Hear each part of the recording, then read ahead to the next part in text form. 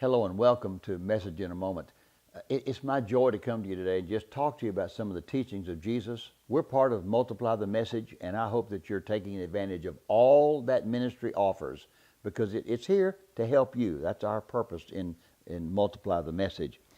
Jesus teaches in Matthew chapter 7, verses 1 through 6.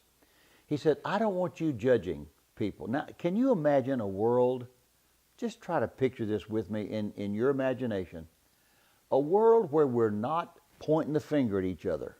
I saw what you did. I know what you've been doing. And here's what you're going to happen. Jesus said, I don't want you, my followers, judging anybody. Now, that doesn't mean that we can't look and look at the people's fruit. Because if a person says, I'm an apple tree, and they're producing oranges, we have to say, there's something wrong here with this picture. But we can look at people's fruit. That's what Jesus said. You would look at a tree and you don't listen to what the tree says, you look at the fruit that it's producing. But the word judge means to make an eternal declaration of a person's destiny. In other words, if I look at a person and I see that person is living a horrible sin-filled life, and if I say that person's going to hell, well, see, I have judged him. And what that person is doing may not be right, and he may deserve hell, but you know what? God is the last say. God gets the last word. And he has said, I didn't come to condemn the world. He doesn't like our sin, but he loved us while we were sinners. And if he loved us without judgment, he said, I want you to live a life without judgment. Because he said this, and boy, this kind of put the fear of God in me. The way you judge is the way you will be judged. You judge somebody harshly, then that's the kind of judgment that's going to be coming back to you. So what are we supposed to do then? Act like everything's okay and just go with this rosy little cover, sunglasses full of rosy colors? Or are we supposed to say, this person needs help? He goes on to say, and when you do see somebody needing help, and you say, you got something in your eye, let me take it out. Let me pull it out for you.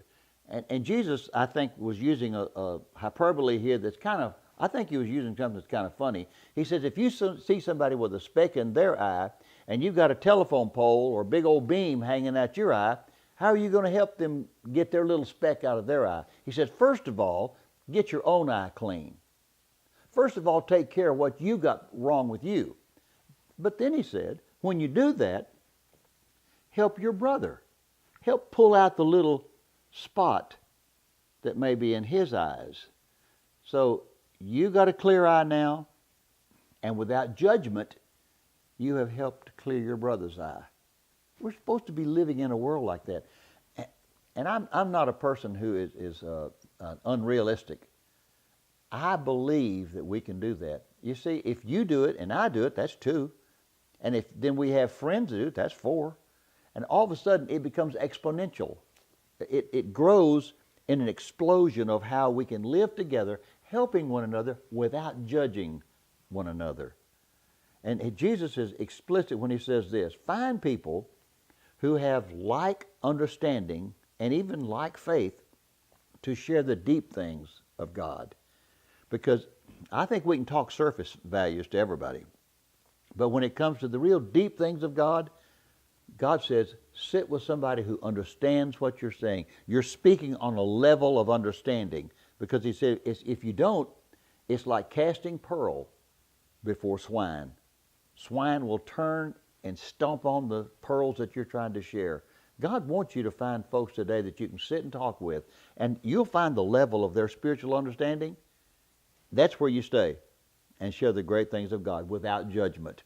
You'll have a wonderful day today. Listen, until we meet again, walk in God's blessings.